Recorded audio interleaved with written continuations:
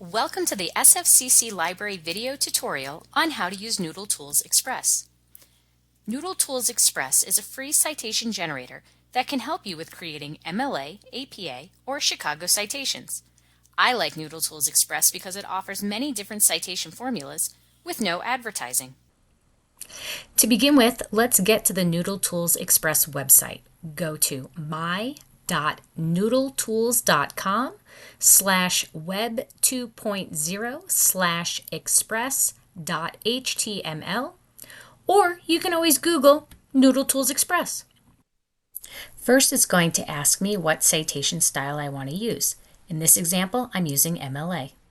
Then you need to choose from this long list of options what type of source you are citing. The commonly cited items are at the top, but there are many options, so I encourage you to scroll through to see what they are. For our example, I'm going to say that we are citing this video that's available on YouTube called Caffeine 101. So I'm going to go back to that list, and while many people would probably want to cite this as a website, I'm going to continue scrolling down, and I'm going to see that there is an option for a video clip online. Then I'm going to choose Create Citation. And notice here it says, well, is that video clip from a website or is it from a database? Now ours is from YouTube, so that's a website. So I'm going to keep that highlighted in blue. Please note that if you think you may have chosen the wrong item, you still have some options to change your selection right here. Another thing in NoodleTools Express is they give you the guide, which will actually give you the citation formula. So if you click on the plus sign, here is what the formula looks like if you just wanted to write it out without using the generator.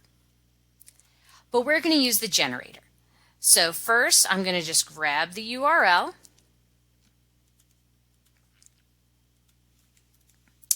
The date that it was published, which is listed right here, November 9th, 2018.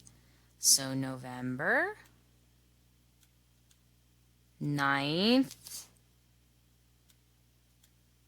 2018. And the day that we looked at it for us, or the day that accessed, I'm going to click here.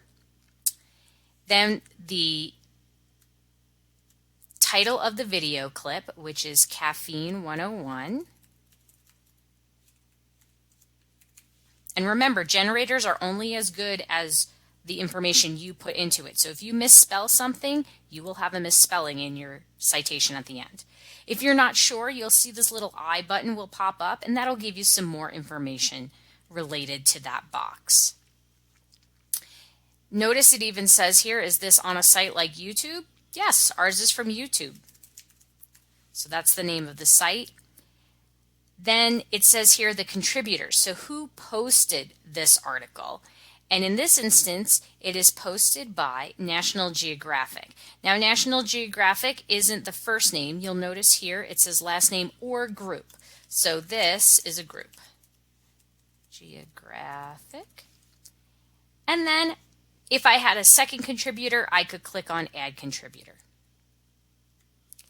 Then I click Save. And you'll see here they have put it into the correct format for me. I would copy and paste that into my Word document or wherever I'm keeping my citations. Please note they give you some examples underneath of things that might happen when you copy and paste your citation. For example, formatting changes, etc. It also will help you with your in-text citation. So let's say you are referring to this video in an essay that you're writing.